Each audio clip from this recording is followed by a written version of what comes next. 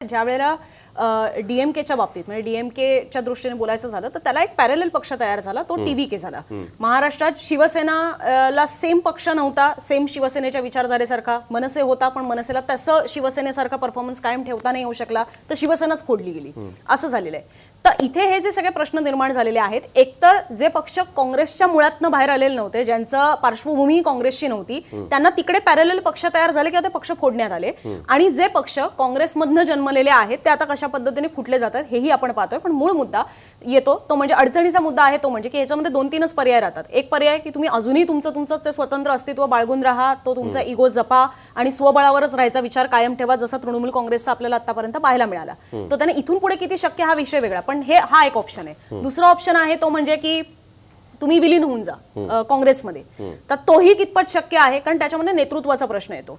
आपण जे स्वतः प्रथम स्थानी आहोत ते आता आपण दुय्यम स्थानी यायचं कसं, हा या पक्षांच्या नेतृत्वांना सगळ्यात मोठा प्रश्न असणार आहे. तुम्ही स्वतः कितीही इगो बाजू करायचा ठरवला असला तरी सुद्धा लोकांचा तुमच्याकडे पाहण्याचा दृष्टिकोन त्यातनं बदलतो, तुमच्या कार्यकर्त्यांचा नेत्यांचा तुमच्याकडे पाहण्याचा दृष्टिकोन त्यातनं बदलतो. याचाही फटका बसतो. ज्या पद्धतीने इथे उद्धव ठाकरे दिल्लीला जातात ह्याचं परसेप्शन जे सेट करण्याचा प्रयत्न झाला त्या दृष्टीने, किंवा एकनाथ शिंदे दिल्लीला जातात ह्याचं जे परसेप्शन सेट केलं जातं त्या दृष्टीने आहे. त्यामुळे हाही विचार या नेत्यांना करावा लागतो की आपण एखाद्या पक्षामध्ये विलीन झालो तर जे आपण आज प्रथम स्थानी होतो आपण दुय्यम तृतीय स्थानावर येऊ आणि त्याच्यातनं आपल्याकडे पाहण्याचा लोकांचा दृष्टिकोन हा बदलू शकतो, आपल्या मतदारांचा आणि आपल्या नेत्यांचा दृष्टिकोन त्यातनं बदलू शकतो. सो तोही त्याच्यातनं फटका बसू शकतो. आणि एक तिसरा किंवा या दोघांचं सुवर्ण मध्य आहे तो म्हणजे तुम्ही लहान भावाची भूमिका स्वीकारा.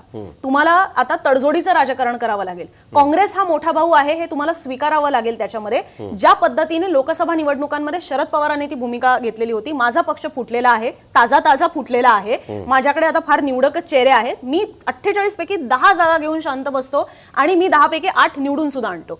सो हे जे लहान भावाची भूमिका स्वीकारणं आहे, जे शिंदेंनी सुद्धा काही प्रमाणात स्वीकारलं, त्या दृष्टीने सुद्धा एक त्यातला हा मिडल पाथ किंवा सुवर्ण मध्य ठरू शकतो.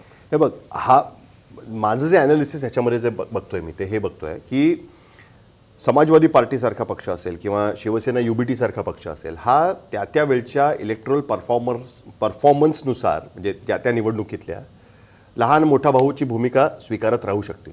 पण जे काँग्रेसमधनं बाहेर पडून पक्ष ज्यांनी स्थापन केलेला आहे त्यांच्यासाठी आता पुढचा काळ हा या बाबतीमध्ये लहान भाऊ मोठा भाऊ ह्याच्या पलीकडे गेलेला आहे. ती गोष्ट जसं मी मगाशी म्हटलं त्या पद्धतीने, कारण शेवटी काँग्रेसमधनंच बाहेर पडलेले ते सगळे लोक आहेत आणि अशा परिस्थितीमध्ये त्यांना माहिती आहे की आपल्याला सर्व्हाइव्ह होणं इंडिपेंडेंटली, कारण त्यांची काँग्रेसच्या पलीकडची विचारधारा नाही. त्या पलीकडे पर्याय काय, तुम्ही स्वबळावर तर आता जाऊ शकत नाही, तुमची वाट लागेल. तुम्ही विलीन होऊ शकत नाही कारण त्याच्यामध्ये तुम्हाला दुय्यम नेतृत्व स्थानी यायचं नाहीये. तुम्हाला लहान भावाची भूमिका स्वीकारण्या पलीकडे पर्याय काय. आता तू म्हणालीस त्याच पद्धतीने त्यांनी जर दुय्यम भूमिका पक्षामध्ये राहून स्वीकारायला जर त्यांची तयारी नसेल तर त्यांच्याकडे काहीच ऑप्शन नाहीये.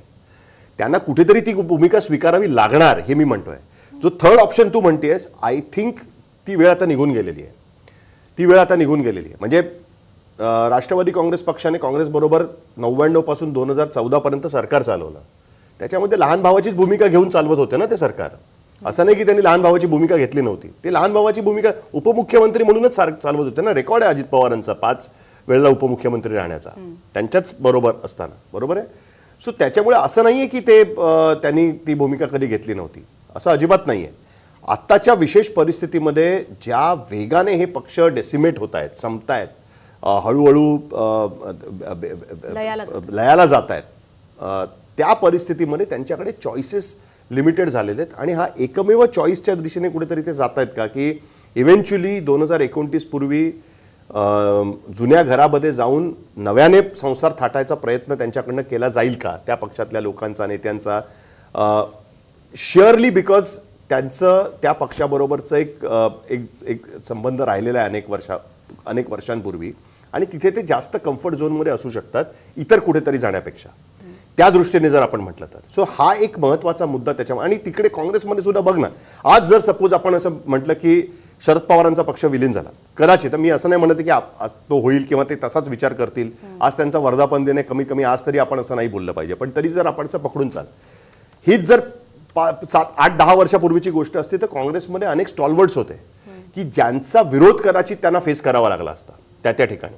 आज काँग्रेस पक्षामधनं सुद्धा ते सगळे लोक निघून गेलेत कुठे कुठे, जे त्यांचे विरोधक होते किंवा ते भाजपमध्ये निघून गेले, त्यांनी पण पक्ष सोडलेला आहे. मग अशा परिस्थितीमध्ये त्यांचा आत्ताच्या परिस्थितीमध्ये तिकडे जाणं हे थोडंसं सुकर होईल पहिल्यापेक्षा. तो विरोध थोडासा कमी झालेला असेल, तो ते घर्षण त्या पद्धतीने होणार नाही. त्याच्यामुळे त्यांच्याकडे आत्ताच्या परिस्थितीमध्ये दुसरा पर्याय आत्ताच्या परिस्थितीत बघायला मिळत नाहीये. 29 पर्यंत ते कशा पद्धतीने जातात, काय त्याच्याबद्दल काँग्रेस पक्ष भूमिका घेते, कशा पद्धतीने त्यांचा आणि त्याच्यामध्ये अनेक गोष्टी लूज होतील. त्यांच्या पक्षातल्या सगळ्यांनाच तो निर्णय मान्य असेलच असं नाही.